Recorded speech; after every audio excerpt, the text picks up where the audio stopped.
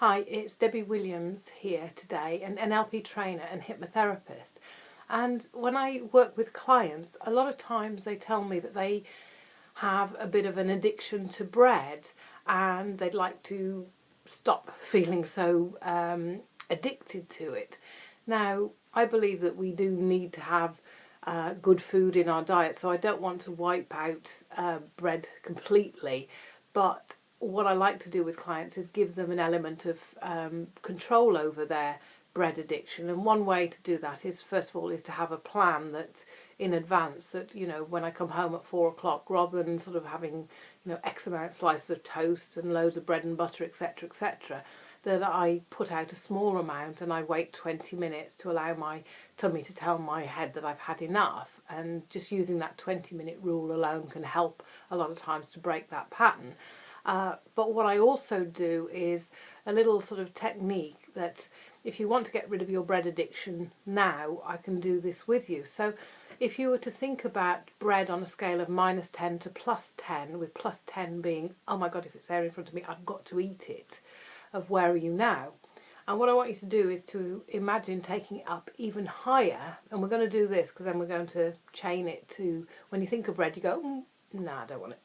So that it gives you back the choice. So what would you have to do or imagine that if there was bread there in front of you, you would just have to have it? Maybe close your eyes and imagine that, saying to yourself, I'm starving. Oh my God, I haven't had any for ages. Oh, this bread is so delicious. It smells gorgeous and I've just got to have some. Does that take it higher? Because that's generally what you'll be doing inside your own head, whether you're aware of it or not. Wherever it is now, with your eyes closed, I want you to imagine, what would you have to do or imagine to take it down 3 or 4 points to maybe a +8? Maybe imagining, you know, that delicious bread that you thought you wanted, as you started to eat it, that it was actually a bit stale and didn't taste as nice. Because sometimes when you actually taste the food, it's not all that. And so what would you have to imagine to take it down to a +7 or +8? That delicious bread that you wanted there in front of you, going to just a +8. And now what would you have to do or imagine take it down to, say, a +4 or a +5? Maybe having a bite of that bread, and then as you're chewing on that bread thinking, what is that? It tastes a bit odd. And then you pull something out, and you pull it out and it comes out between your teeth, and you look and you think, it's kind of long hair, but then it springs into a short and curly one, and you think, how did that get there? And your hand goes to the next piece of bread and you can see that there's actually more stuff there, but you can't stop yourself, so it's going into your mouth and you're chewing on the bread mixed with these short and curly hairs, and you can't stop it, and you can feel the texture of the short and curly hairs with the delicious bread mixing in with your saliva, and you're swallowing.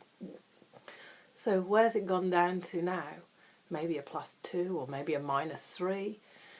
And what I want you to do is only take this to about a -5 if you still want to eat bread but you want to be in control, or a -8 or 9 if you really want to stop eating bread.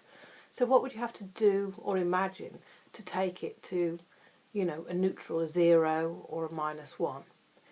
Maybe imagine sort of eating that bread and you're chewing away at the crust and you think, that tastes a bit more crunchy, and you pull something out and you look and you think it's a human nail and it's black.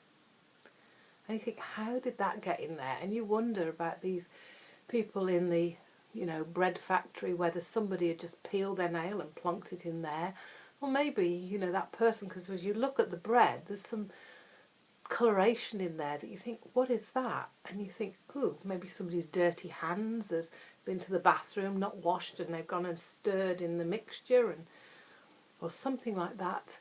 Or even more gross, that in the machinery you're eating a lovely tasty piece of bread and you're just enjoying that, maybe thickly sliced bread with butter, and it tastes delicious, and then all of a sudden, crunch, what is that? What is that? And you pull it out and you think, what is that? Anyway, the laboratory result comes back later. It was a mouse tail, but you already knew that. because as you looked at the rest of the bread, there was something embedded in the bread. And you felt sick as you looked at it because you thought, no, that's not mouse or rat. And how did that get in there? And as you imagine tasting that wonderful bread now, and imagine that there's been a dead rat or mouse mixed in it, does it taste so nice? Okay, you get the drift. I'm going to stop there now. This is the same technique that I use on my Stop Chocolate addiction recording, that if you wanted, to be guided through it, to have somebody facilitate, it's the same sort of exercise, and it's an aversion technique where we get you to sort of think, and it's not going to stop you eating bread forever, but it may put you off for a little while, and then when you do come to have bread again, it would be the case of sort of really sort of losing the intensity of the addiction because we've neutralised it. See, a lot of times when we get addicted to foods, we say to ourselves, oh God, I love bread, I love bread, I love bread. Whereas we're not actually eating that particular food, we're eating the memory of what we think it represents. Maybe it's a child, a parent or an aunt or grandparent used to give you nice bread with thickly sliced butter on the top and that, and so it's got a comfort associated to it. And what we want to do is just neutralise it so it's a food that you can take or leave and include it into your diet. Anyway, it's great talking to you today, and please click the link, have a look on my website. There's other sort of hypnosis products there that can help you. This link is to stop worrying, create a wonderful life, and that also helps you relax around things. And so, great talking to you. Bye now.